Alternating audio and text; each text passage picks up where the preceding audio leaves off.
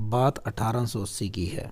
बनारस की एक रामलीला मंडली बगल में तुलसी गांव में गई हुई थी रामलीला के मंचन के लिए। उस मंडली के निर्देशक का नाम था पंडित कृपाराम दुबे। अब ये जो पंडित कृपाराम दुबे थे ये निर्देशित करते थे।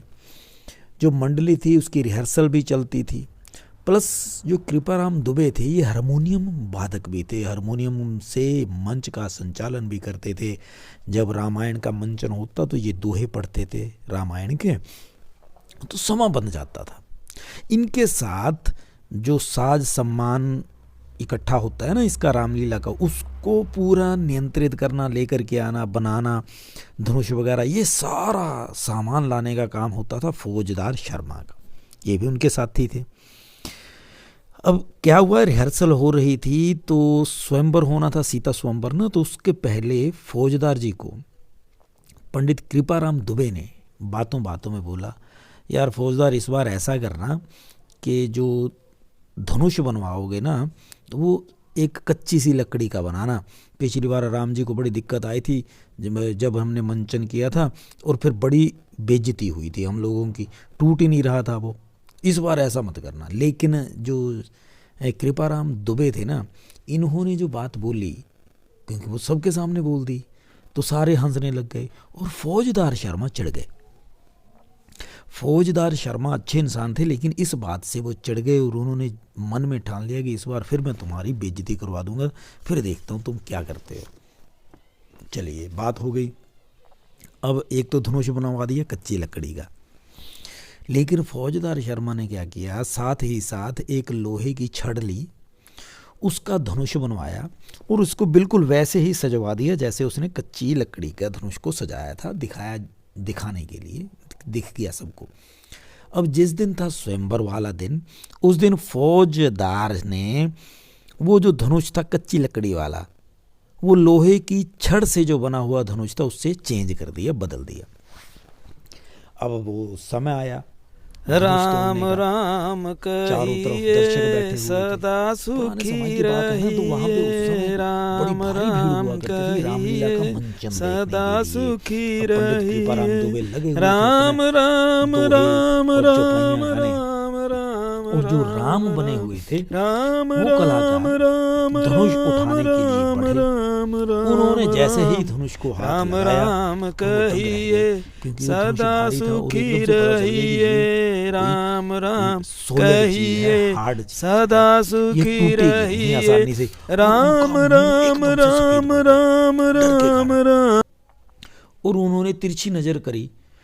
कुदरती पंडित कृपाराम दुबे की आंखें उनसे टकराईं और दुबे साहब समझ गए कि कोई चक्कर है।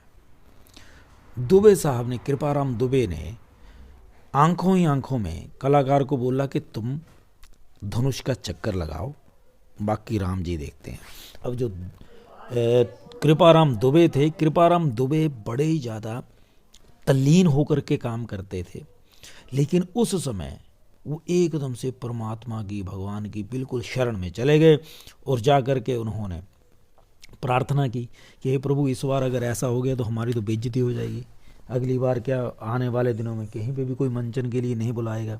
अब जो करना है आपने ही करना है।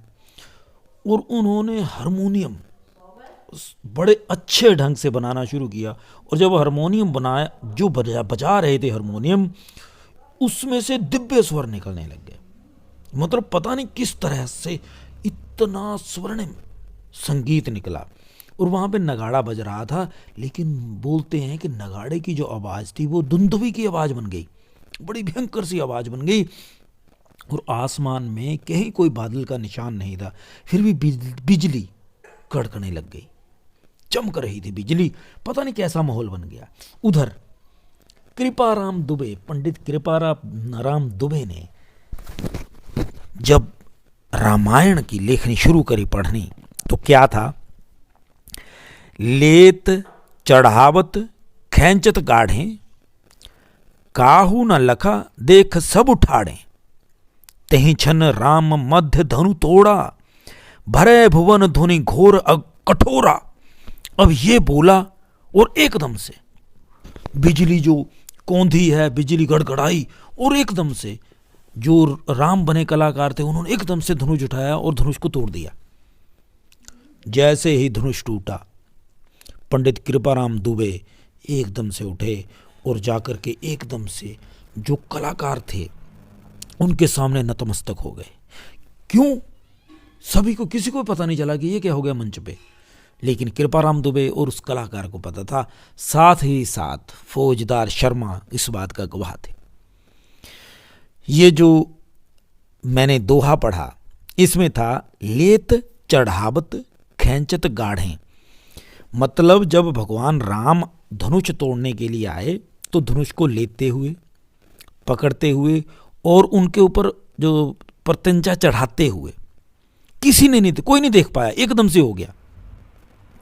और कैसे भगवान राम ने एकदम से धनुष को खड़ा कर दिया खींच करके, ये भी किसी को नहीं पता चला। और एकदम से खींचते हुए कैसे तोड़ दिया, ये भी किसी ने नहीं देखा। जब सही मायने में भगवान राम ने तोड़ा था, यही स्थिति थी। और वो स्थिति उस दिन तुलसी गांव में हो गई। कृपाराम दुबे और उनके साथी नतमस्तक हो गए और वहां जो दर्शक बैठे थे सब अचंभित थे कि ये किस तरह का माहौल बन गया, ये हुआ क्या, ये कैसा ऐसा दिव्य अनुभूति हुई सबको, सब दंग रह गए। तो भगवान हैं या नहीं है, इसका अनुभव सदियों से होता आया है। और जो मंचन में उस समय कलाकार थे, वो कलाकार के माध्यम से भगवान ने कर्म किया अपना। आज के समय भी भगवान किसी न किसी को माध्यम बना लेते हैं और अपने काम करवा लेते हैं। और यही सब आज हो रहा है, जब अयोध्या में राम मंदिर बन रहा है और वहाँ पर भगवान राम की मूर्ति स्थापना हो रही है। ये वही है अचंभित करने वाली घटना। आप हम सभी इस घटना के साक्षी हैं और हम लोग किस्मत वाले हैं कि हमने ये जो क्षण है इसे देखा है और अपने जीवन काल में अनुभव किया है। जय श्री राम, जय श्री राम, जय श्री राम।